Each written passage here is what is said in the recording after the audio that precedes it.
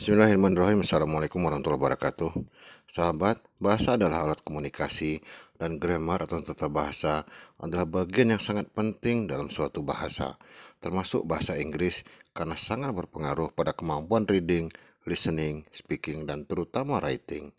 Namun, grammar sering dianggap paling sulit karena banyak aturan yang harus diikuti. Berbeda dengan bahasa Indonesia, bahasa Inggris memang memiliki aturan yang mungkin sedikit lebih rumit, khususnya tentang perubahan kata dan hubungannya dengan waktu. Ada beberapa langkah yang bisa dilakukan dalam belajar grammar.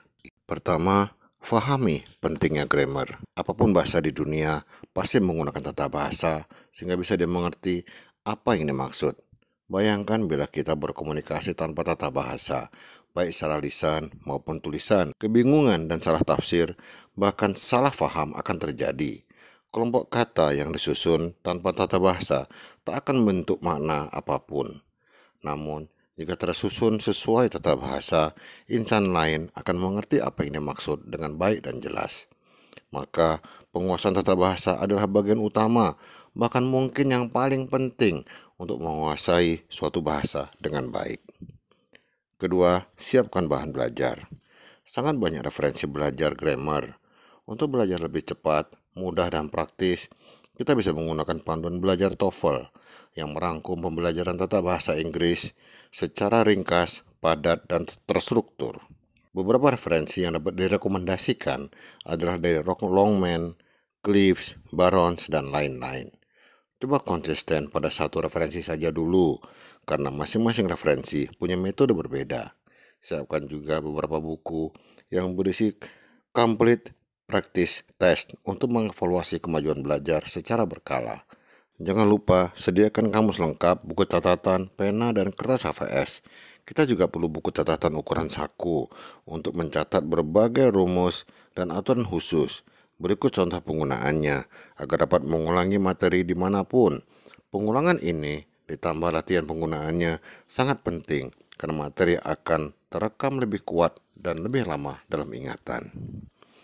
Ketiga, fahami tenses. Secara umum, terdapat 16 buah tenses atau struktur kalimat yang menyesuaikan dengan kondisi waktu. Dalam bahasa Inggris, cukup kalimat yang terdiri dari subjek dan kata kerja saja. Kita sudah tahu kapan kegiatan itu dilakukan, yang dalam bahasa Indonesia masih harus diberi keterangan waktu seperti sekarang, kemarin, atau besok. Untuk itu, pahami dulu 3 tenses dasar, yaitu past tense untuk kegiatan yang telah lampau, present tense untuk kegiatan yang sedang berjalan, dan future tense untuk kegiatan yang akan dilakukan. Selanjutnya, baru melangkah ke berbagai tenses yang lain satu persatu. Untuk memudahkan, gunakan tenses tersebut untuk membuat kalimat yang menggambarkan kegiatan kita sehari-hari. Keempat, fahami jenis kata.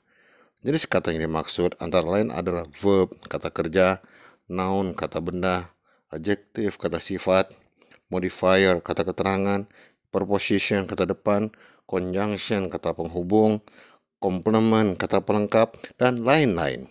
Kadangkala ada berbagai bentuk kata yang merupakan pengembangan dari kata dasar, seperti dari kata kerja menjadi kata benda, atau sebaliknya. Fahami juga cara penggunaannya, karena ada beberapa kata yang memiliki aturan khusus.